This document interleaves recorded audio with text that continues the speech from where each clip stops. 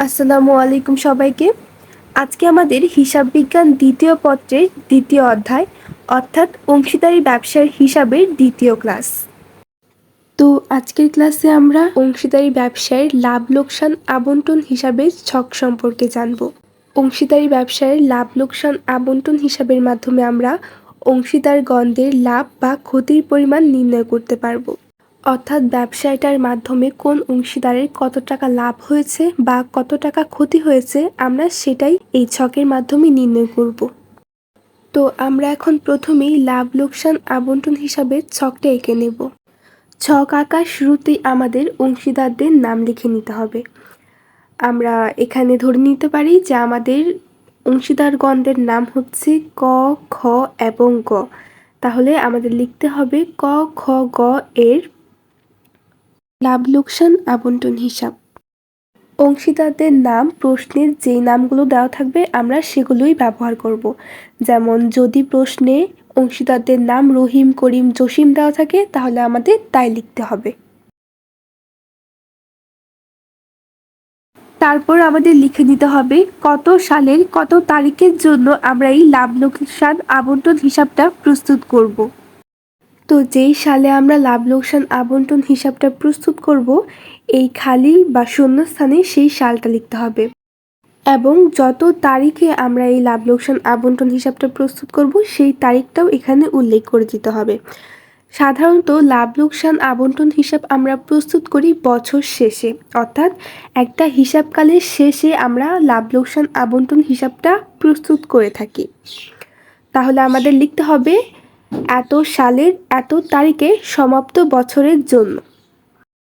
তাহলে আমাদের ছকটা আঁকার আগে প্রথমেই লিখে নিতে হবে অংশীদারগণের নাম, এরপর লিখতে হবে লাভ লোকসান আবন্টন হিসাব এবং সর্বশেষে লিখতে হবে কত সালের কত তারিখে সমাপ্ত বছরের জন্য আমরা এই লাভ লোকসান আবন্টন হিসাবটা প্রস্তুত করব। এখন আমরা ছকটা এঁকে নেব। আমরা এর আগে খতিয়ান অধ্যায় টি ছক সম্পর্কে জেনেছি, যেখানে ডেবিট এবং ক্রেডিট নামে দুইটা পক্ষ ছিল। ঠিক তেমনই লাভ লোকসান আবন্টন হিসাবের ক্ষেত্রেও দুইটা পক্ষ থাকবে, ডেবিট পক্ষ এবং ক্রেডিট পক্ষ।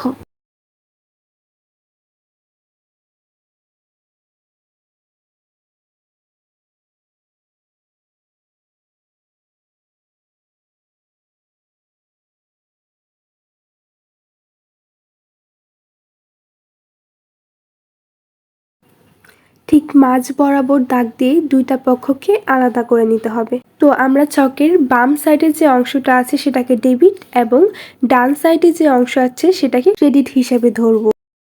ছকের দুই সাইডে আমাদের টাকার জন্য একটি করে ঘর এঁকে নিতে হবে। আমরা কিছুক্ষণ আগেই জেনেছিলাম যে এই ছকে দুইটা পক্ষ থাকবে, একটা ডেবিট পক্ষ এবং অপরটি ক্রেডিট পক্ষ। আমরা ডেবিট পক্ষের উপরের দিকে ডেবিট কথাটি লিখে দেব এবং ক্রেডিট পক্ষের উপর দিকে ক্রেডিট কথাটি লিখে দিব। এরপর আমাদের ছকে যে ঘরগুলো আছে সেগুলোর নাম দিতে হবে। নামগুলো হচ্ছে বিবরণ টাকা, বিবরণ টাকা।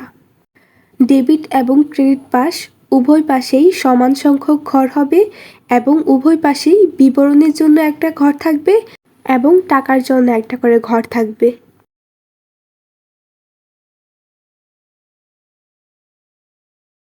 তাহলে আমাদের ছক আঁকার কাজ শেষ। এখন আমরা ডেবিট এবং ক্রেডিট পাশে বিভিন্ন হিসাবগুলোকে নিয়ে আসব। আমরা প্রথমে ক্রেডিট দিকে একটা এন্ট্রি নামানোর মাধ্যমে ছক আঁকানোটা শুরু করব। এই এন্ট্রির নাম হচ্ছে নিট লাভ। এই নিট লাভটা সরাসরি প্রশ্নে দেওয়া থাকবে।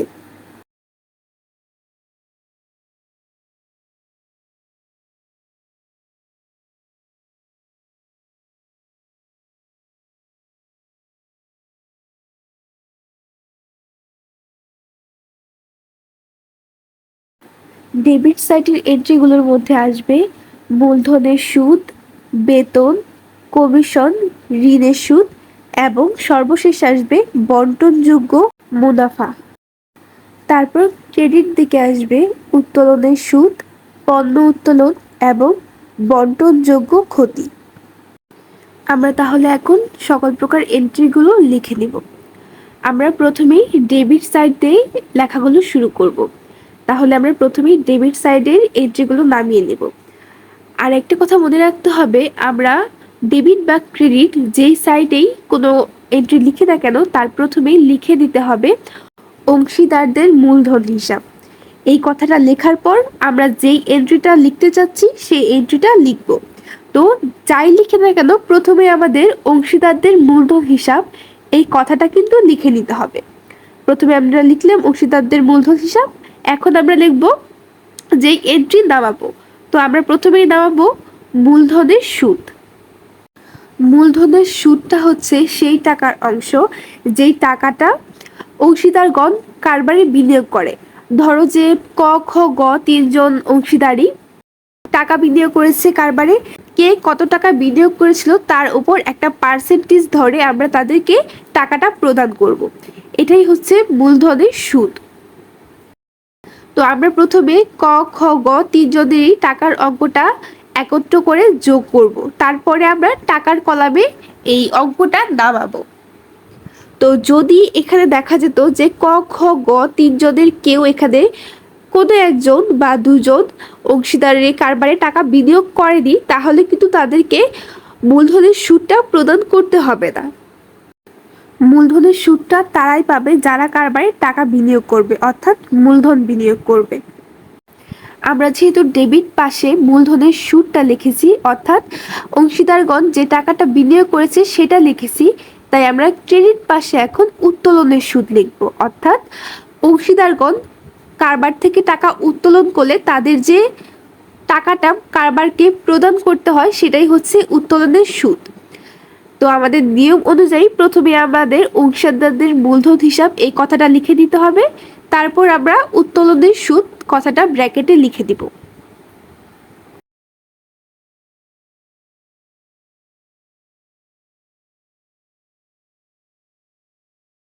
এখন যে যে অংশীদার উত্তোলন করেছিল তাদের উত্তোলনের সুদের পরিমাণটা আমরা বের করে এখানে লিখে দেব। মনে রাখতে হবে উত্তোলনের সুদ শুধুমাত্র তাদেরকেই প্রদান করতে হয় যারা উত্তোলনটা করেছে। এখানে কিন্তু তিনজন অংশীদারই উত্তোলন করতে পারে, অথবা একজন করতে পারে বা দুইজন করতে পারে, আবার কেউ উত্তোলন নাও করতে পারে। তো যখন উত্তোলন করা হবে তখনই আমরা উত্তোলনের সুদ লিখব। তারপর আমরা ডেবিট সাইডে নতুন আরেকটি এন্ট্রির দিকে যাব। প্রথমে লিখে দিতে হবে অংশীদারদের মূলধন হিসাব, তারপর এন্ট্রিটার নাম। তো আমরা এখানে দিব বেতন হিসাব। বেতন হিসাব হচ্ছে অংশীদারি কারবারের যে সদস্য অথবা যে অংশীদার কারবারে অধিক সময় ব্যয় করবে বা অধিক কাজ করবে তাদেরকে অংশীদারি কারবার হতে বেতন প্রদান করা হয়। তো আমরা ধরে দিচ্ছি এখানে ক খ গ তিনজন অংশীদারি বেতন পায়, কিন্তু সাধারণত বেতনটা একজন বা দুইজন পেয়ে থাকে। তো আমাদের প্রশ্নে যাদের নাম উল্লেখ থাকবে বেতনের ক্ষেত্রে আমরা তাদের নামই লিখে দিব। তারপর আমাদের ক্রেডিট সাইডে আরেকটা এন্ট্রির পালা। প্রথমেই লিখে দিতে হবে নিয়ম অনুযায়ী অংশীদারদের মূলধন হিসাব, তারপর হিসাবের নাম। তো আমরা এখানে পণ্য উত্তোলন হিসাবটা নামাবো। মনে রাখতে হবে নগদ টাকা উত্তোলন কিন্তু এই লাভ লোকসান আবণ্টন হিসাবে আসবে না, শুধুমাত্র পণ্য উত্তোলন আসবে এবং উত্তোলনের সুদ আসবে। উত্তোলনের সুদটা কিন্তু আবার হয় নগদ টাকার উপর, পণ্য উত্তোলনের উপর কোনো সুদ হয় না। প্রথমে আমরা সকল অংশীদারদের পণ্য উত্তোলনের পরিমাণ একত্র নির্ণয় করব, তারপরে সকল অংশীদারদেরই পণ্য উত্তোলনের পরিমাণ একত্রে যোগ করে টাকার কলামে লিখে দিব।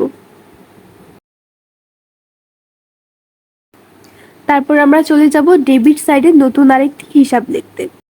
আমাদের এই নতুন হিসাবটির নাম হবে কমিশন।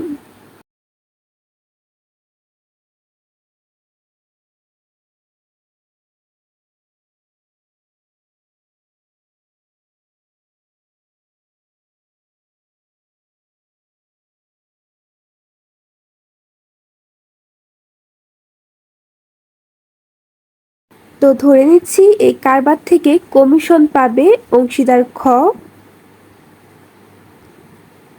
এবং গ।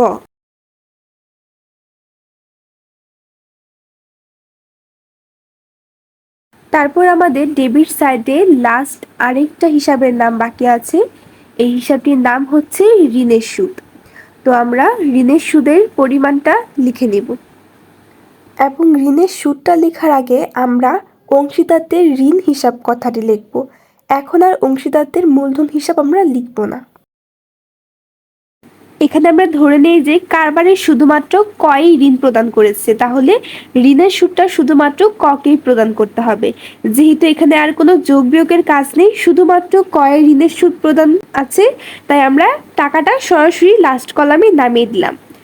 যখন আমাদের যোগ বিয়োগের কাজ থাকবে তখন আমরা সেটা প্রথমে করে শেষে টাকার কলামে নামাবো।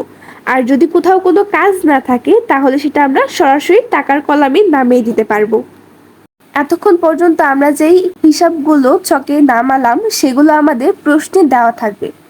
তো এই হিসাবগুলো নামানোর পরও আমাদের আরও দুইটা হিসাব থাকবে, একটা হচ্ছে লাভ হিসাব আর একটা হচ্ছে ক্ষতির হিসাব।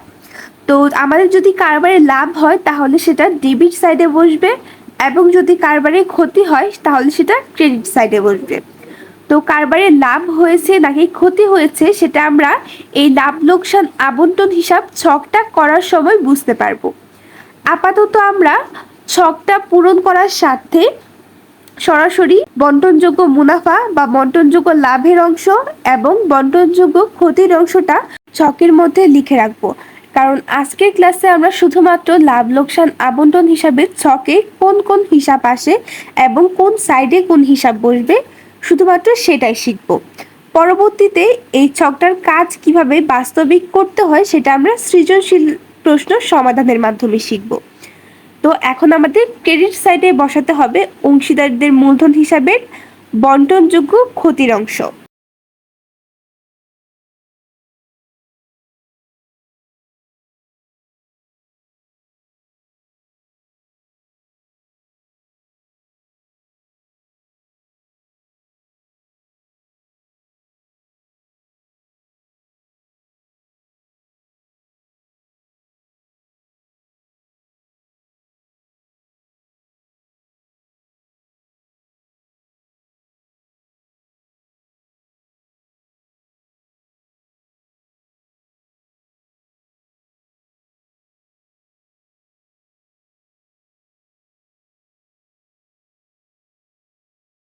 আমরা দুই সাইডের টাকার অঙ্কটাই যোগ করে নামাবো এবং মনে রাখতে হবে ডেবিট এবং ক্রেডিট দুই পাশেই কিন্তু টাকার অংশটা সমান হবে। অর্থাৎ ডেবিট ক্রেডিট সাইডের দুই পাশেই আমরা যোগ করে যে টাকার অঙ্কটা নামাবো, ডেবিট সাইডে টাকা যত হবে ক্রেডিট সাইডেও ততই হবে। তো এই ছিল আমাদের লাভ লোকসান আবন্টন হিসাবের ছক। আমি আবার একটু রিপিট করছি। আমাদের এই ছকটা প্রথমেই লিখে নিতে হবে অংশীদার গণদের নাম। এখানে আমি ক খ গ এই তিনজন অংশীদারকে নিয়েছি। তারপর লাভ লোকসান আবন্টন হিসাব এবং সর্বশেষে কত সালের কত তারিখের জন্য আমরা এই অঙ্কটা করব সেটা লিখতে হবে। তারপর ডেবিট এবং ক্রেডিট পক্ষ নামে দুইটা সাইট হবে। ডেবিট পক্ষে আসবে মূলধনের সুদ, বেতন, কমিশন, ঋণের সুদ, এবং ক্রেডিট পক্ষে আসবে পণ্য উত্তোলন ও উত্তোলনের সুদ।